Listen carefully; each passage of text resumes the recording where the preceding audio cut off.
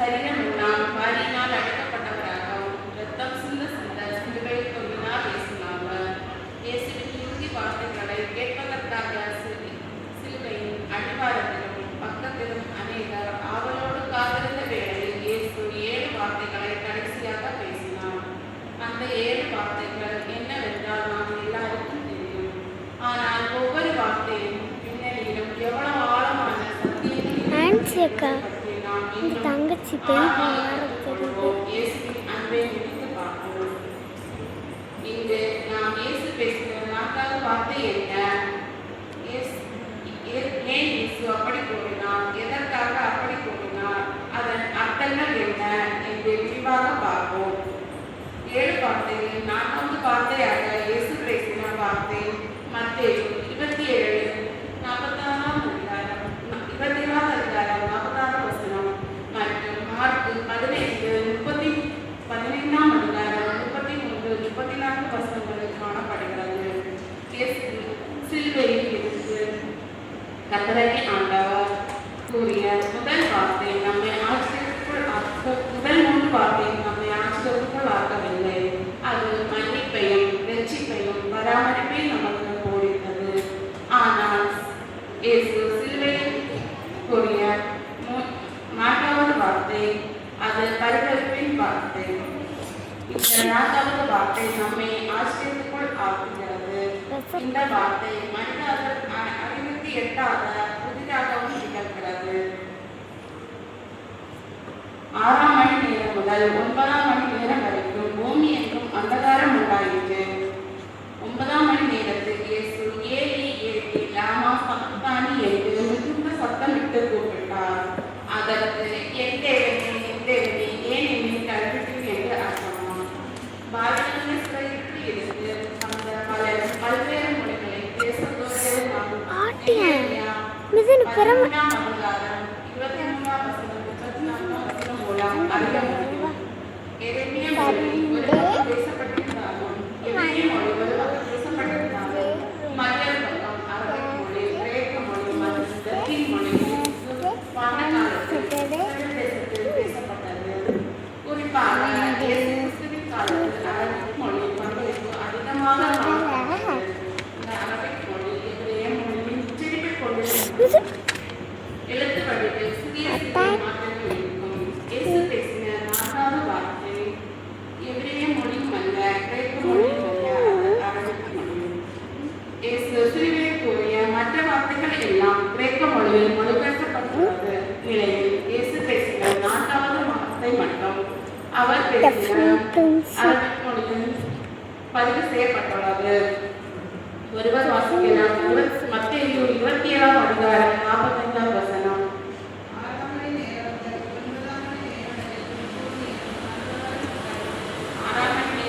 9ஆம் மணி நேரம் வரை பூமி எங்கும் அந்தகாரம் உண்டாயிற்று. சரி, அந்த காலம் உண்டாயிருக்கிறது என்ற மர்மமான நிகழ்வுகள் இருந்து நோங்குவோம்.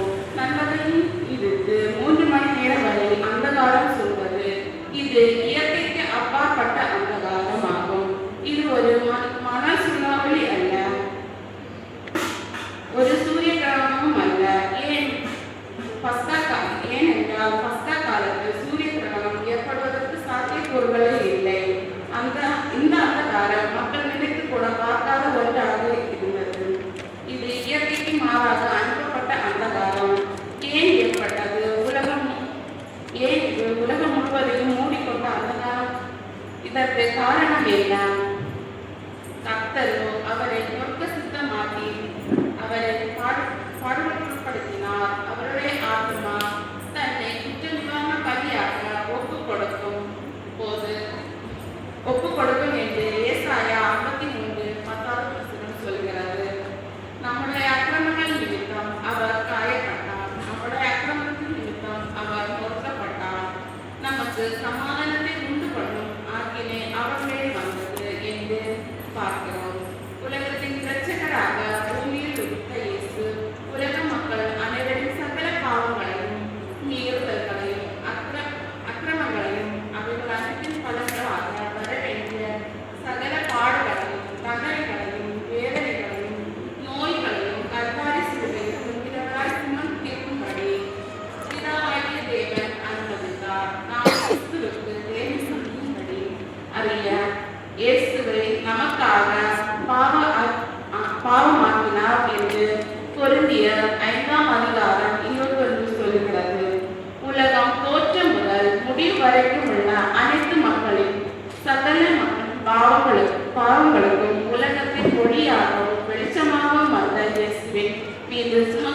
வேளையில் பாவ இருள் அவரை மூடிக்கொண்டது. உலகத்தின் ஒளி இருளை சூழ்ந்த நிலை அடைந்தது. அதன் பின்பு இயேசு ஏலி ஏலி லாமா சப்தானி என்று என் தேவனே ஏன் என்னை கைவிட்டீர் என்று சத்தமாக கதறினார். என் தேவனே என்ற வார்த்தை சொன்னபோது நமது நேரத்தின்படி மதியம் 3 மணி. அந்த நேரம் சாயங்கால நேரம், அதாவது அந்தி பலி கொடுப்பது வழக்கம் என்று குறிப்பிடத்தக்கது. அதுபோக ஏன் என் தேவனை ஏன் என்னை கைவிட்டீர் என்கிற இந்த வார்த்தையும் எஸ்தர் ராஜாவை கூறியிருப்பதாக பாபிலோனிய தல்முத் கூறுகிறது என்பது குறிப்பிடத்தக்கது. இயேசு இந்த உலகத்தில் ஜீவித்த காலத்தில் பிதாவுடன் இடைவிடாத தொடர்பும் ஐக்கியமும் கொண்டு வாழ்ந்தார். தான் தனித்திருக்கவில்லை, நான் என்னை அனுப்பின பிதாவாக இருக்கிறோம் என்று யோவான் 8:16 பார்க்கிறோம். என்னை அனுப்பினவர் என்னோடு இருக்கிறார். பிதாவுக்கு பிரியமானவர்களை நான் எப்பொழுதும் செய்யப்படுகிறார். அவர் என்னை தண்ணீர் விட்டு விடுவதில்லை என்று யோவான் 8:29 சொல்கிறது. பிதாவாகிய தேவன் இயேசுவின் மீது மிகவும் அன்பாக இருந்தார். அந்த விதமே இயேசுவும் பிதாவிடம் அன்பு கொண்டார். பிதாவுக்கு பிரியமானவர்களை செய்த பிதாவின் சித்தத்தின் தினந்தோறும் நிறைவேற்றி வந்தார். இருவர்கள் இந்த அன்பின் இணைப்பு இடைவிடாது தொடர்புடையதாக இருந்தது. எப்பொழுதும் பிதாவின் பிரசனம் இயேசுவில் நிறைந்திருந்தது. அதனால் உலகத்தின் பாவங்கள் அனைத்தும் இயேசுவின் மீது சுமத்தப்பட்ட போது தேவ பிரசனம் அவரை விட்டு மறைந்தது. பாவத்தின் சின்னமாகவும் பரிதாபமாகவும் உள்ளம் உடைந்தவராகவும் பிதாவின் பிரசனத்தை நடுவு தனிமையிலே சிலுவையில் தொங்கினார் இயேசு. திடீரென்று இருவரின் அன்பும் ஐக்கிய இணைப்பும் நீக்கப்பட்டது. இதற்கு காரணம் என்ன? ஒருவர் வாசிக்கலாம்.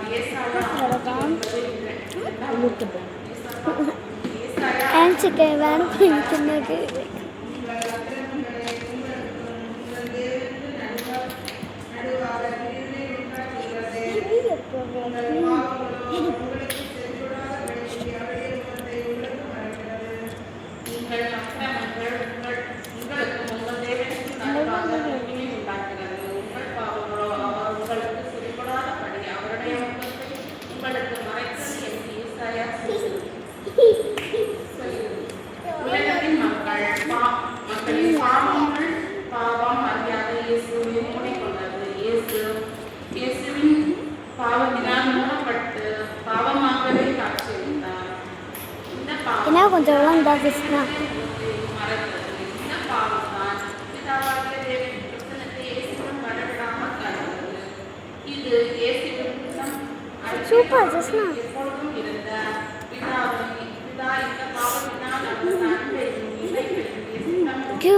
कैमरा फुल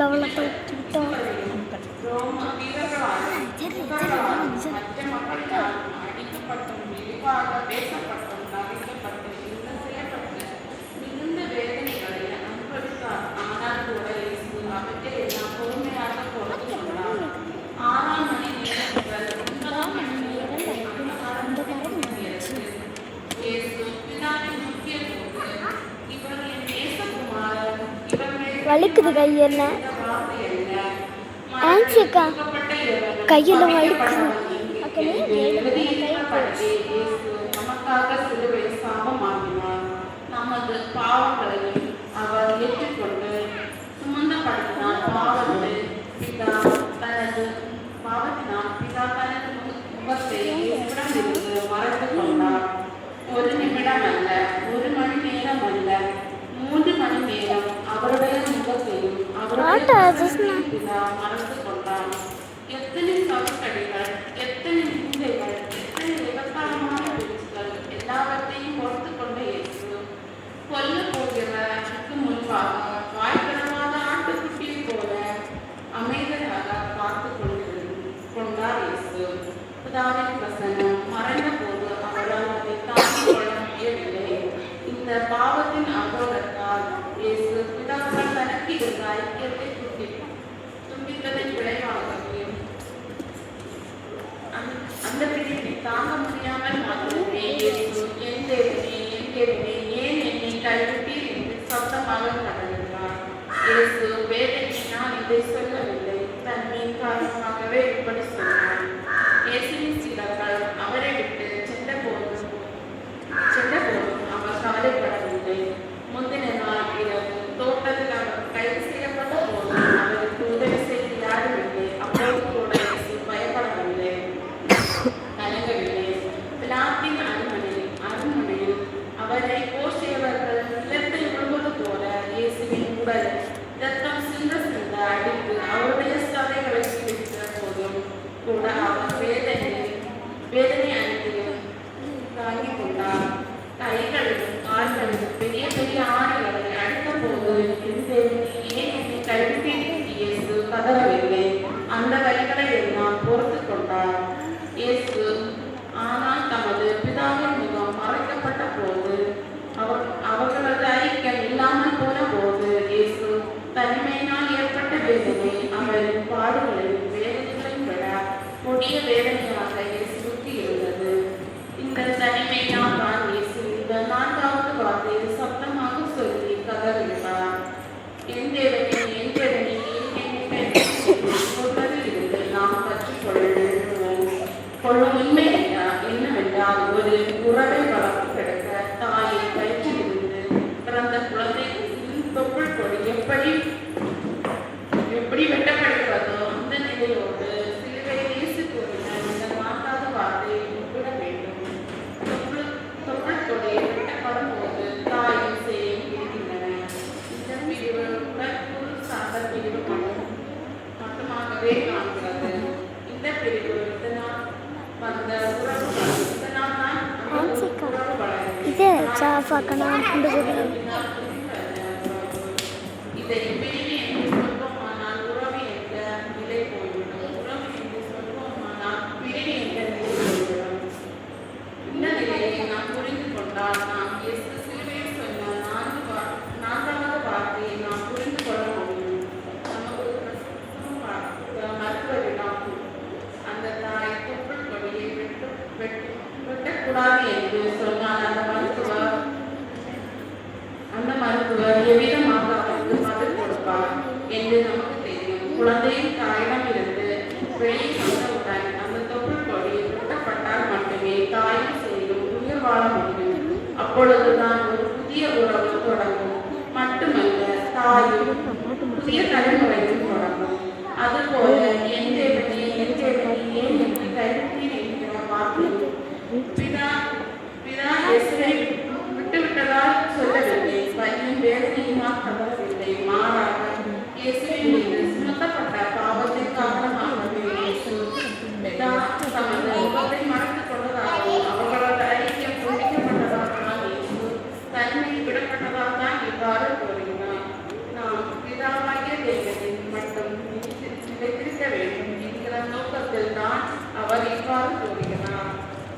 இந்த தற்காலிகமான பிரிவு ரோமர் 5:1-2, கலாத்தியர் 4:1, எபேசியர் 6:7 இந்த பல்வேறு வசனங்கள் பார்க்க முடியும்.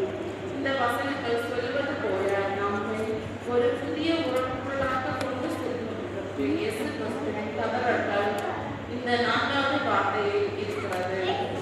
நாம் பாவத்துக்கு இடம் அளிக்கும் போது தேவனுடைய முகம் நமக்கு மறைக்கப்படுகிறது. தேவனுடைய நன்மை தடைபடுகிறது. நமக்கும் தேவனுக்கும் இருக்கும் இணைப்பு துண்டிக்கப்படுகிறது. நாம் பாவம் செய்யும்போது தேவனுடனே தண்டிப்பது இல்லை, ஆனால் தமது முகத்தை மறைத்துக் கொள்கிறார். அதன் பின்பு மனம் திரும்பும் போது நம்மை மீட்டு மன்னித்து ஏற்றுக் கொள்கிறார். உன் தேவனாகிய கர்த்தர் என்ன பற்றும் பயம் உன்னிடத்தில் இல்லாதிருக்கிறது என்று இத்தனை பொல்லாவும் கசப்பான காரியம்